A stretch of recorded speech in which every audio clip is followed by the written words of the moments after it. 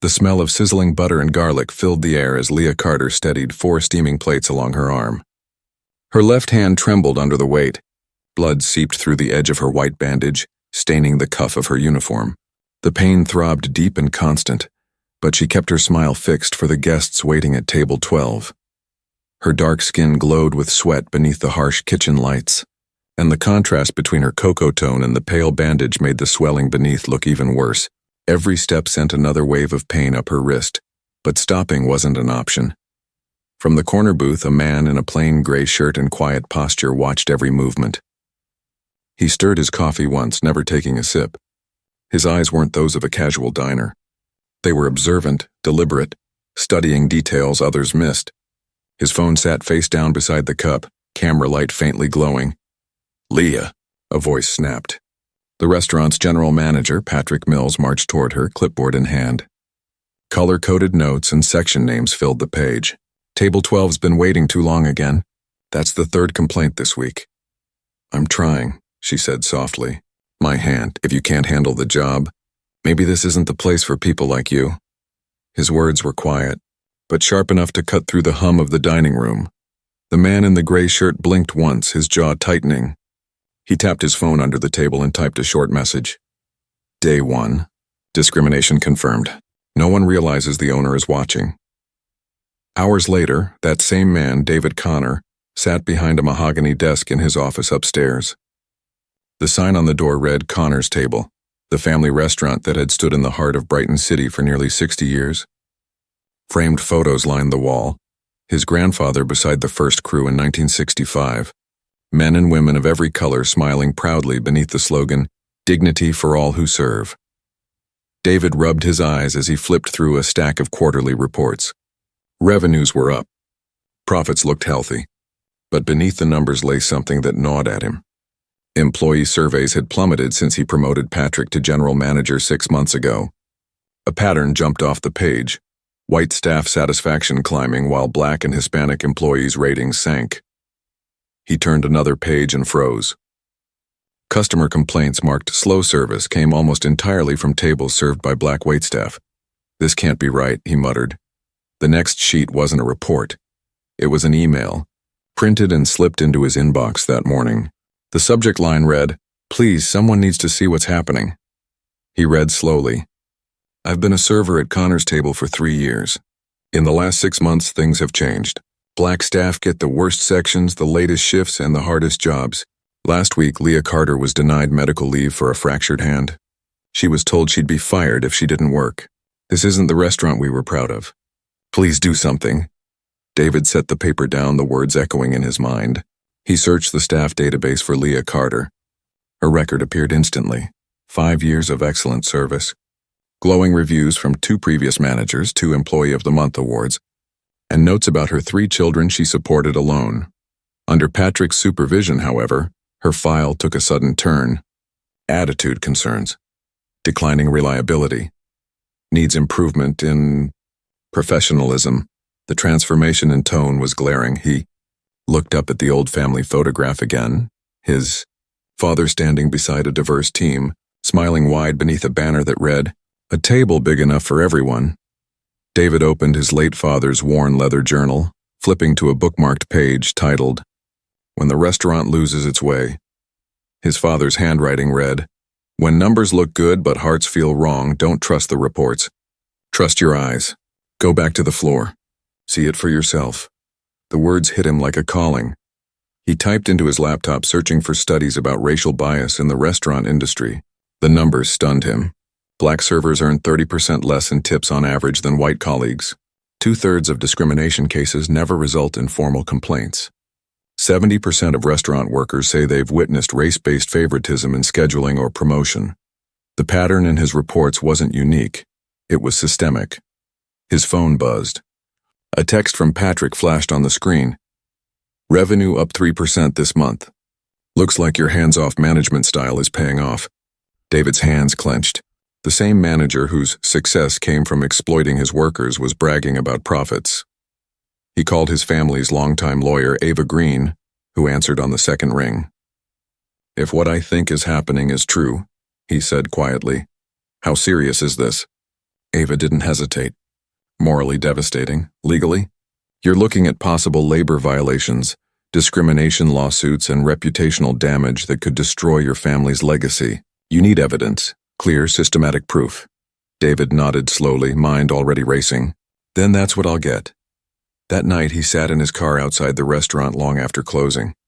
Through the rain-streaked windshield, he saw staff leaving one by one. Leah was last. Her right hand cradled against her chest, she moved slowly, stopping at the bus stop across the street. The night wind tugged at her thin jacket. She looked exhausted, her shoulders slumped under invisible weight. As the bus pulled away, David whispered to the empty car, "I'm sorry." He knew then what he had to do. Tomorrow, the owner of Connor's table would vanish, and in his place a new hire would start, someone no one recognized, someone who would finally see the truth from the inside. The morning sun cast a golden haze over the city streets as David Connor stepped out of his car, no longer the polished owner of a family empire. His reflection in the restaurant window showed a man who could easily be mistaken for a weary job seeker. His crisp haircut replaced by a rougher trim, a day's stubble shadowing his jaw. Gone were the designer suits. Instead, he wore plain black slacks and a faded white shirt, sleeves rolled to the elbows. A new name tag waited in his pocket, Daniel Collins. He paused at the entrance, heart pounding, the faint scent of coffee and butter drifting through the air. This wasn't his office now. It was his test. Inside, the dining room was half lit, staff gathering for the morning briefing. Patrick Mills, the general manager, stood near the hostess stand, clipboard tucked under his arm like a weapon. "Let's make it quick," he barked. "We've got a full house for brunch." He scanned the group of new hires and barely glanced at David. "You, Daniel, right? You'll shadow Luis today in sections 7 and 8. His voice softened slightly when he turned to the blonde recruit beside him. "Emma, you'll start with Kevin up front. Tables 1 through 3 are premium clients. Make sure to smile. Presentation matters." David watched the shift in tone, the easy warmth that evaporated the moment Patrick looked at darker-skinned staff. It was subtle, practiced, but he caught it. Luis, a silver-haired server with the calm steadiness of a man who'd seen decades of restaurant life, motioned for David to follow. "Come on," he said quietly. "Let's get you set up." As they walked, Luis's voice dropped to a near whisper. "So you're the new guy, huh? Just keep your head down. Don't ask too many questions. This place used to be different." David nodded. "Different how?" Luis's eyes flicked toward the kitchen where a group of Black and Latino workers prepped for service. "Fairer. Everyone got a shot at the good tables once. Now it's all about customer preference and whatever that means." They reached the back section, the so-called quiet zone. The tables were near the kitchen door, noisy and hot. The air smelled faintly of bleach and fried oil. Luis smiled faintly. "Welcome to the back of the house. You'll get used to it." The first rush came fast. Orders stacked up. Dishes clattered. David, now Daniel, followed every move, taking notes in his head.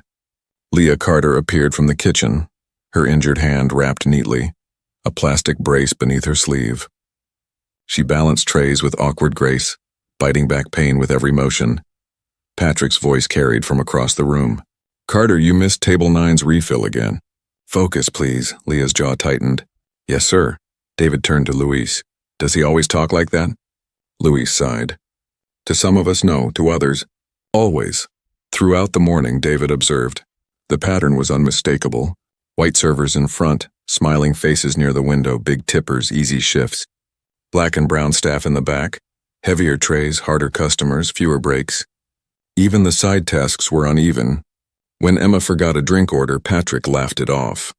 When Jamal, a young black waiter, did the same, Patrick made him repeat the service steps in front of everyone. At lunch, David sat beside Leah in the break room. She flexed her brace and winced. "Rough day?" he asked softly. She glanced at him, hesitant. "Always is. But you learn to push through. You have to. How long's your hand been like that?" 3 weeks. "Broke it during a shift? Manager said if I didn't work, I'd lose my hours." David kept his expression neutral, though his stomach churned. "That doesn't sound right." Leah gave a small laugh, humorless. "Right doesn't matter much here." Before David could respond, Patrick entered, clipboard in hand. "Carter, break's over. Section 8's a mess. Leah stood, eyes steady but voice trembling. My break just started. Patrick's gaze hardened. Are you refusing to work? The room went silent. Leah lowered her eyes. No, sir. David felt heat rise in his chest, but he forced himself to stay calm. Patrick left, smirking, and the air seemed to deflate around them. Leah sat back down, whispering, If you're smart, you'll stay out of his way. Especially if you're not his kind of employee. David leaned closer. What does that mean? She hesitated, studying him as though deciding whether he was safe. Finally, she said quietly, You'll see. That night after closing, David helped with cleanup duty, pretending to wipe down tables while memorizing the schedule board near Patrick's office. Every week was the same. White staff rotated through prime tables, early shifts, and weekends off.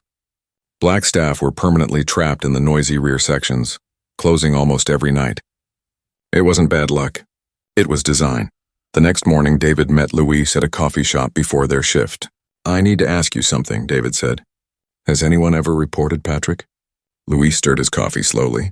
A hostess named Angela tried last year, filed a complaint about racial favoritism. 2 weeks later, she was fired for performance issues. Same story every time. Anyone else? Terrell. He asked for a meeting with corporate. His hours vanished the next week until he quit. That's the game. Patrick's careful. Always leaves a paper trail that blames the victims. David exhaled slowly. Then we need proof. Luis gave him a long, measured look. Proof is dangerous here. Without it, nothing changes, David said. Luis hesitated, then nodded. Then I'll help you. Back at the restaurant, Patrick announced a new efficiency system. He called it Customer Experience Optimization. Every staff member got assigned a color code on his master schedule, supposedly for tracking performance trends. David noticed the faint smirk on Patrick's face as he tapped the closed leather book in front of him. Leah caught David's eye across the room and mouthed the words, Be careful. The lunch rush hit, and so did the tension. Leah carried a tray of drinks when her hand gave out, sending glasses shattering across the floor. Patrick was there instantly. Carter, again?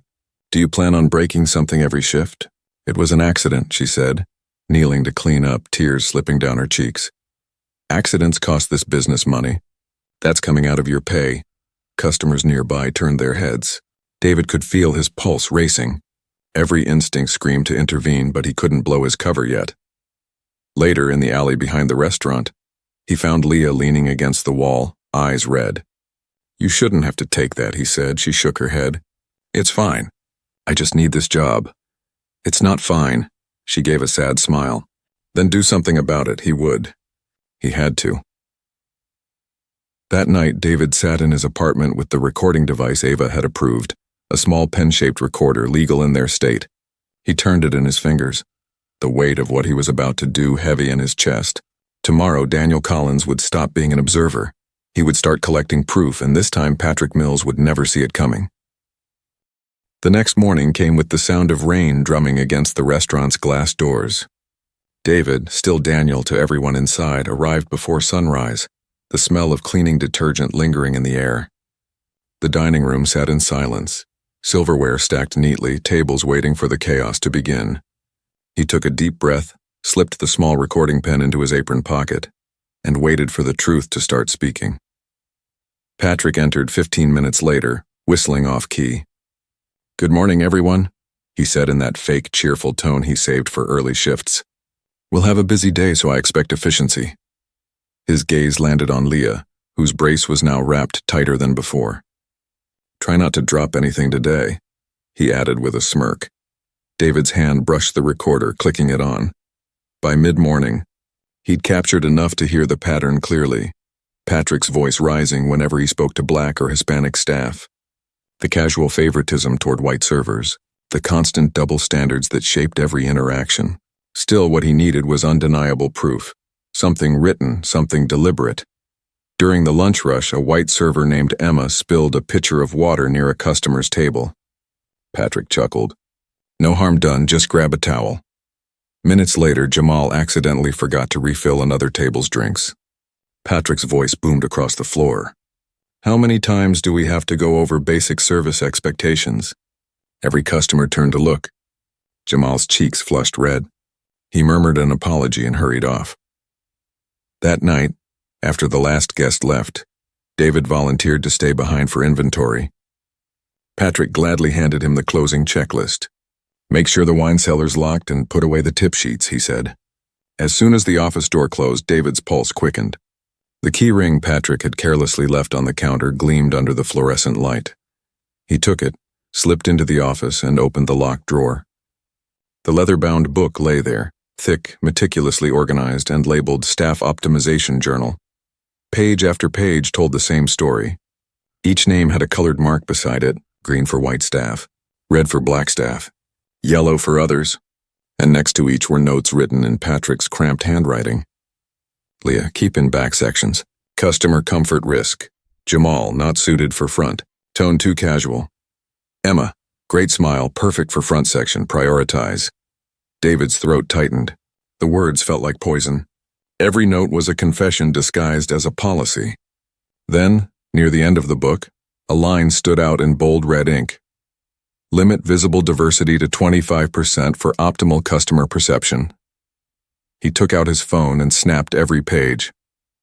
Each click of the camera felt like a step closer to justice.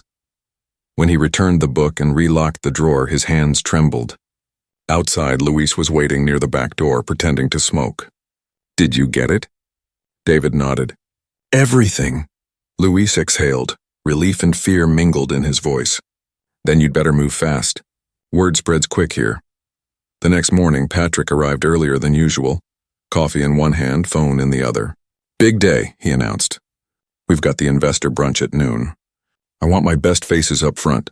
David felt his stomach twist as Patrick handed out assignments. Emma, Kevin, and 2 new white servers were placed in the bright window sections. Leah, Jamal, and Luis were pushed to the back again. During prep, Leah quietly approached David near the espresso machine. "You look like you've seen a ghost," she said. "Just tired," he lied. "You're not like the others," she said softly. "You actually look at people when you talk to them."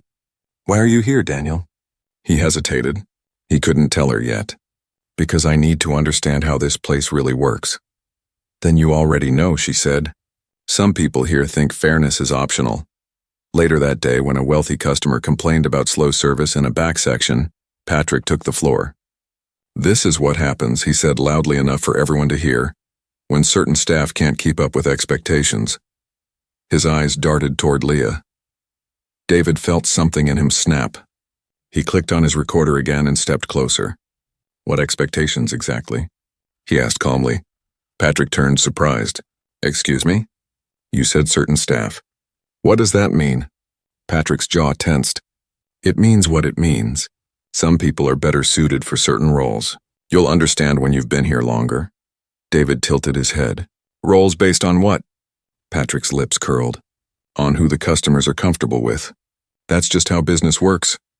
The pen in David's pocket caught every word. By the end of the shift, Leah had dropped another plate when her hand gave out again. Patrick marched over, face flushed. "That's coming out of your check." "It's the brace," she said through tears. "I told you, no excuses." "Maybe this job's too much for you." The silence in the dining room was deafening. Even customers stared. David's heart hammered in his chest as he forced himself not to intervene. Not yet.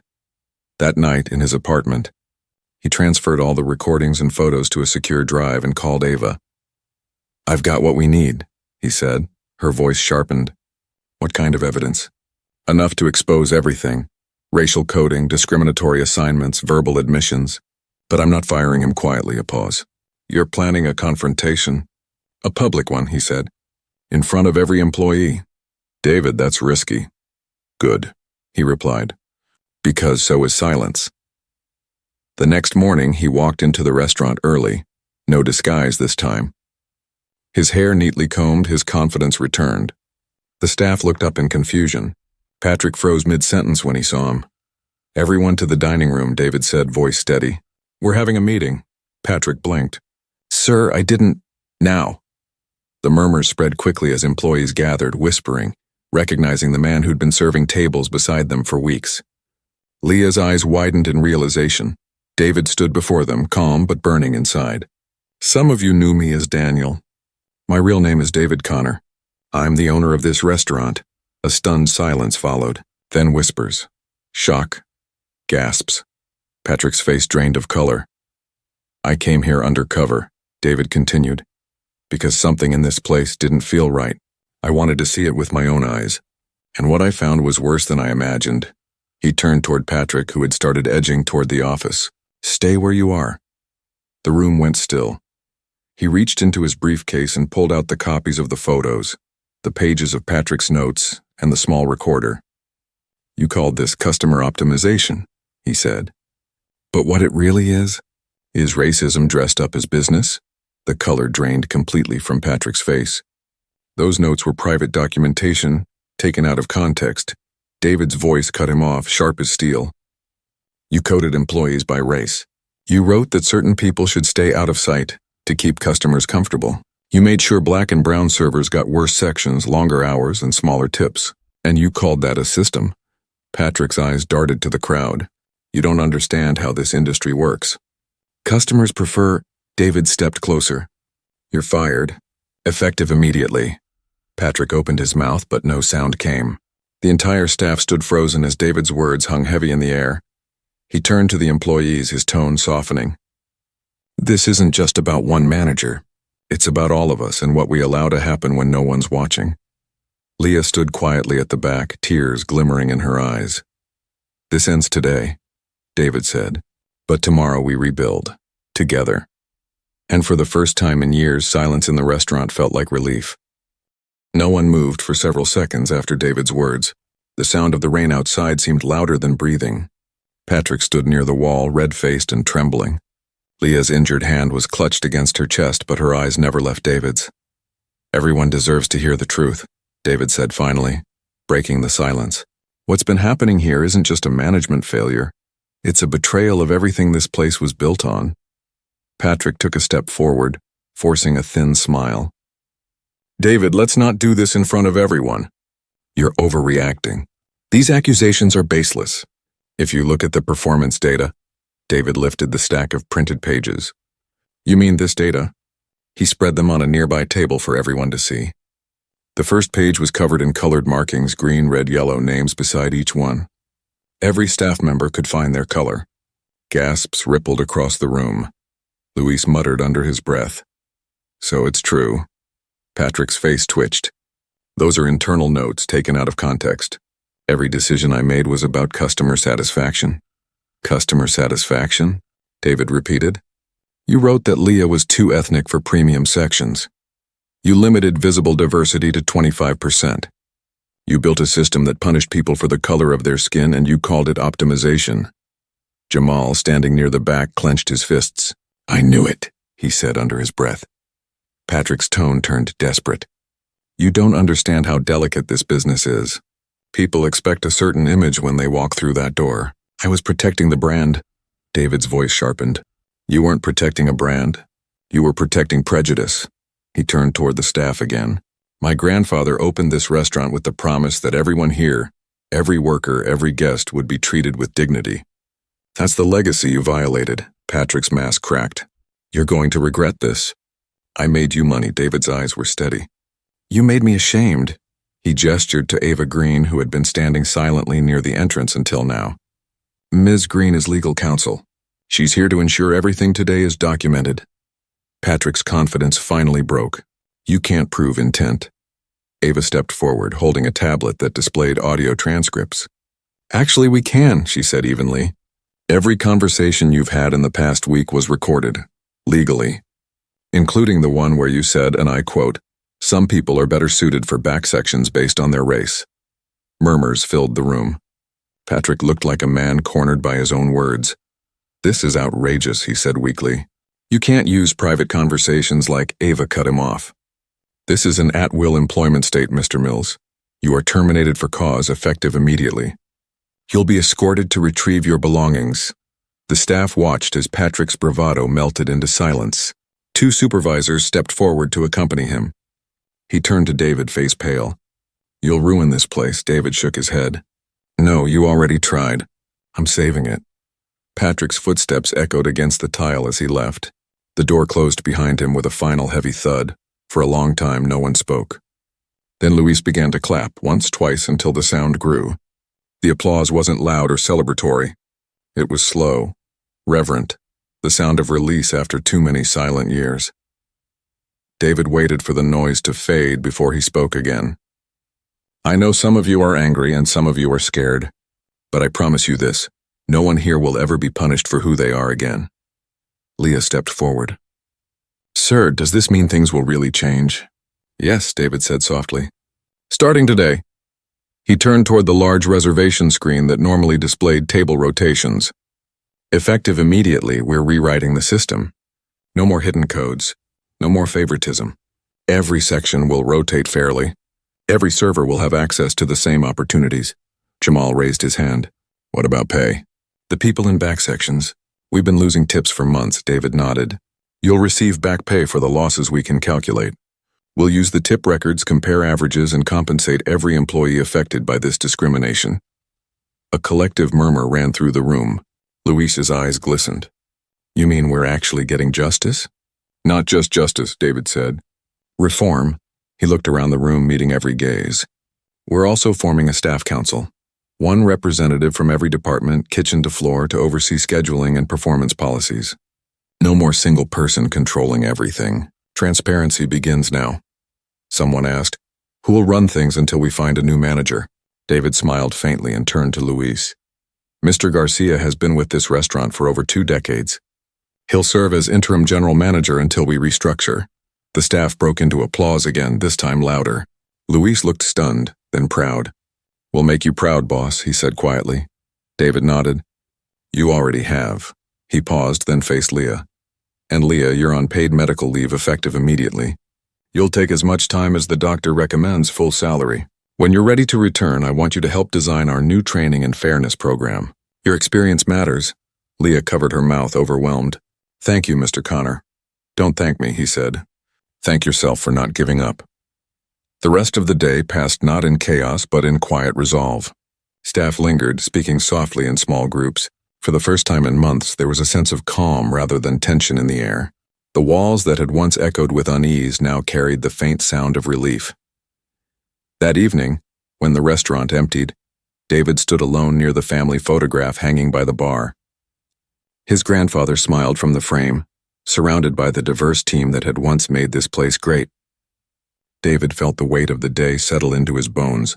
Anger, guilt, and finally something close to peace. He whispered to the photograph. We lost our way, but we're finding it again. Behind him, footsteps approached. It was Leah, her brace visible under her sleeve. You did the right thing, she said softly. He turned to her. No, we did, she smiled faintly. It's strange, you know. I spent months thinking no one would ever believe us. And then you walked in like a regular guy and everything started to change. David looked at her bandaged hand. Sometimes you have to feel the weight yourself to understand how heavy it really is. She nodded. You're not going back to your office, are you? Not yet, he said. There's too much work to do here. For the first time in months, the lights of Connor's table glowed warm instead of harsh. Outside, the rain had stopped, leaving the city washed clean. But for David, this wasn't the end. It was only the beginning of rebuilding a legacy.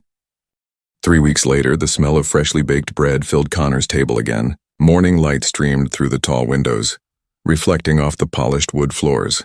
The restaurant looked the same, yet everything inside it felt transformed. The tension that had once clung to the air like smoke was gone. In its place was something new. Hope.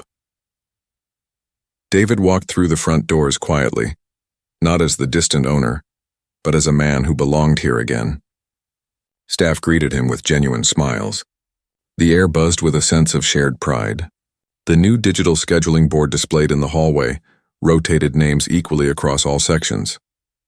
No more hidden codes, no red marks, no silent segregation. Luis stood near the bar, reviewing notes on his tablet. Morning, boss, he said, still not quite used to the title of interim general manager. We're ahead of schedule today. The new system's working better than I imagined. David smiled. Because it's fair. Across the room, Leah entered in a simple blue blouse, her hand brace gone. Her posture was taller now, her movements confident. Conversations paused for a second as staff noticed her. Applause broke out without anyone starting it. She laughed nervously. You're all going to make me cry before I've even clocked in. David approached. "Welcome back, Leah. How's the hand?" "Fully healed," she said, flexing her fingers. "But more importantly, so's my spirit." "Good," David said, "because we've got something for you." He gestured toward Louise, who handed her a neatly printed document. "You're officially our new staff advocate and training coordinator. You'll help us ensure no one ever experiences what you went through again." Leah blinked rapidly, her voice trembling. "I don't know what to say." "Say yes," Louise said with a grin. "I'll do it," she whispered, and the room erupted in applause again.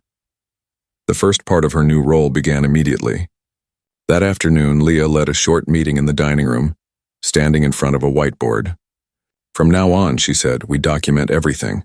Performance, scheduling, complaints, but openly. Nothing gets buried. Everyone has access to the same information." Servers nodded. Jamal raised his hand. "And if we feel something's unfair?" Leah smiled. "You bring it straight to me." "And I bring it straight to management. No retaliation, no silence." David watched from the back of the room, his chest tightening with quiet pride. He had imagined this moment many times since the confrontation, the restaurant alive with trust again. In the kitchen, laughter replaced fear. Marcus, one of the newer cooks, joked as he plated dishes. "Hey, Luis," he called, "look at this." 2 whole shifts without a single argument, Luis chuckled. "Don't jinx it, kid." That evening, the dinner rush came alive. Customers noticed something different, even if they couldn't name it. Smiles came easier, service flowed naturally, and the energy felt lighter, more human. A couple at table 6 stopped David on their way out. "Whatever you've done here," the woman said, "keep it up. This place feels good." David thanked her, glancing toward the staff. "It's all them." Later that night, after closing, Leah found him standing in the quiet dining room again, staring at the framed photo of his grandfather. She joined him, her voice soft. "Do you ever think he'd be proud of what you did?" David smiled faintly. "I think he'd say it took me long enough." They both laughed quietly. The silence afterward wasn't uncomfortable. It was peaceful. Over the following weeks, the changes rippled outward. Anonymous surveys revealed a 90% improvement in staff morale. Customer satisfaction scores hit record highs. Tip averages equalized across all sections for the first time in years. David made it a habit to eat lunch with the staff once a week. He listened more than he spoke. Luis always brought his notepad filled with small suggestions, things to improve workflow, adjust breaks, and create new incentives. Leah kept a binder full of ideas submitted anonymously by staff. One note, written in shaky handwriting, said simply, "Thank you for seeing us." One afternoon, as David sat reviewing the new financial reports, Ava Green stopped by his office. "You've created something rare here," she said, placing a folder on his desk. He looked up. "I just did what should have been done from the start." She opened the folder, revealing updated financial graphs. "Revenue's not just back, it's up 23%. Word's spreading. People want to dine at a place that stands for something good." David smiled. "So justice is good for business, too." "Always has been," Ava said. "Most people just forget." Later that week, Connor's Table hosted a community dinner, an idea Luis and Leah had dreamed up together. They invited past employees, regular customers, and local small business owners. The evening hummed with laughter, music, and the aroma of garlic and rosemary. Midway through, David took a moment to look around the room. Jamal chatted with Emma near the coffee bar. Louise helped a young dishwasher refill bread baskets. Leah laughed with 2 guests by the window. Every table was full, not just with people, but with warmth. For the first time in years, David didn't feel the weight of leadership. He felt connection. When the night ended and the last guest left, he turned off the lights one section at a time. Leah lingered by the door. "You look lighter," she said. "I am," he replied. "Because this place finally feels like what it was meant to be."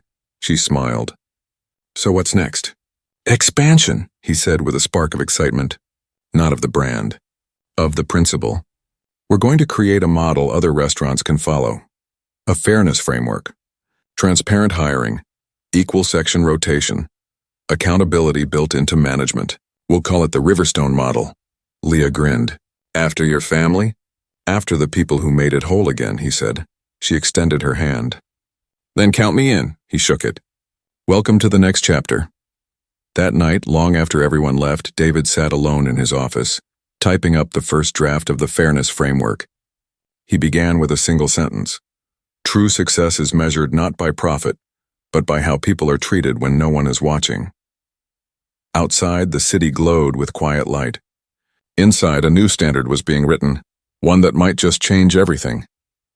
Months passed, and word of what happened at Connor's table spread far beyond the city. Articles began to appear online with titles like "The Restaurant That Changed the Rules" and "How One Owner Exposed Hidden Bias in Hospitality." Reporters requested interviews. Students studied the story in business ethics classes, and managers from other restaurants called to learn how they could adopt the same fairness model. But to David, the real proof of change wasn't in headlines. It was in the faces of the people who worked beside him. Leah's eyes no longer held quiet pain. Luis carried himself like a man whose decades of loyalty had finally been honored. Jamal laughed easily now, his voice blending with the hum of lunchtime chatter. One crisp autumn morning, David stood in the doorway of the dining room and simply watched the place run. The sound of clinking cups and easy laughter replaced the tension that once poisoned the air. Each section buzzed with energy. The walls seemed brighter somehow, as if even the sunlight understood this place had reclaimed its soul. Leah approached, carrying a tablet filled with notes. "The audit from the Fairness Council came in," she said, her tone a mix of pride and disbelief. "They gave us perfect compliance marks," David smiled. "Perfect? Not a single complaint in 6 months. Employee satisfaction up 95%. Customer return rate at a record high. I think we've finally done it." "Then let's keep doing it," he said. That afternoon, they hosted a leadership seminar for restaurant owners from across the state. Dozens filled the dining room, taking notes as Leah presented the new system. "The old way relied on trust without proof," she explained. "The new way builds fairness into the structure. You don't wait for people to complain, you make bias impossible to hide." One attendee raised his hand. "Didn't your restaurant almost collapse after the scandal?" Leah nodded. "Yes, but sometimes a structure has to crack before light can enter." Her words drew quiet nods from the crowd. David stood in the back watching her speak. The woman who had once been forced to serve through tears now stood commanding a room full of business leaders. He couldn't help but smile. Later, after everyone left, Leah found him wiping down a table, an old habit he'd never fully dropped. "I saw you standing back there," she said. "You looked proud." "I am," he replied. "Not of me, of us. You know what the best part is?" she said. "It's not just about work anymore. The people here actually care about each other." He nodded, glancing toward the staff gathered near the kitchen, laughing and sharing dessert before closing. That's what family looks like. Weeks later, an invitation arrived that would test everything they had built. The National Hospitality Association wanted Connor's Table to represent the state at its annual leadership conference in Washington. They would be sharing the stage with some of the biggest names in the industry. David agreed on one condition: Leah would co-present. On the day of the conference, the ballroom shimmered with chandeliers and soft music. Executives in tailored suits filled the seats, expecting polished speeches about revenue and branding. What they received instead was something different. David stepped up first.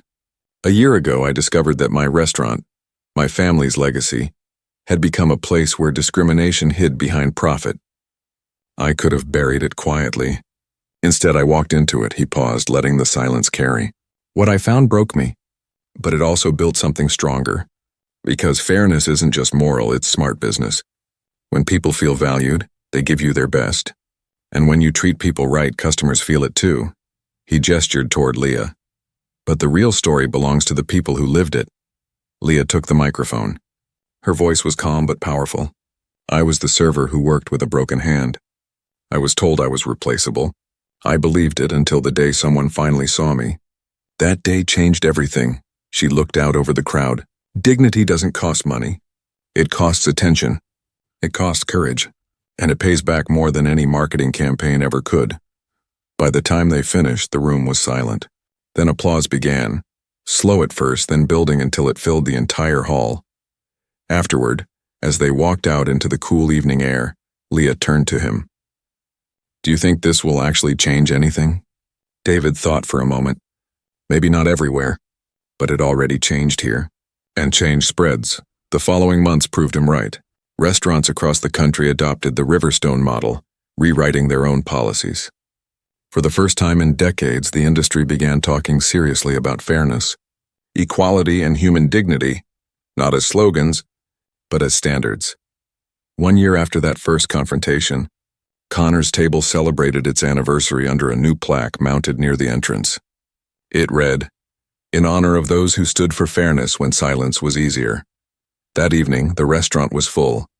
Laughter mingled with the clinking of silverware. Leah moved gracefully through the room, greeting guests. Louise shared stories with new hires about the old days and how far they'd come. Jamal trained a new recruit, patiently teaching him the ropes. David stood by the bar, watching it all with quiet satisfaction. Leah joined him, wiping her hands on her apron. "You ever think about that night?" she asked. "Every day," he said. "It reminds me what happens when good people stay quiet." She smiled. "And what happens when they finally speak?" They stood together, the soft light of the restaurant wrapping them in warmth. For the first time in years, there was no anger, no tension, only purpose. Outside, the city moved as it always did, people rushing, cars passing, lights flickering, but inside those walls, something enduring had been built. David glanced at the framed photograph on the wall, the same one of his grandfather surrounded by the first staff of Connor's table. Beneath it now hung a second picture, taken just last week. Leah, Luis, Jamal, and the entire team standing shoulder to shoulder, smiling with pride. 2 generations, 1 promise. As the night deepened, the laughter grew louder, the warmth richer, and the legacy stronger. David looked around his restaurant, the place that had once broken his heart, and saw something far greater than profit or reputation. He saw proof that real change begins the moment someone decides that silence is no longer acceptable. And in that moment, under the golden light of his family's dream restored, he knew they hadn't just saved a restaurant, they had rewritten what fairness could look like in the world.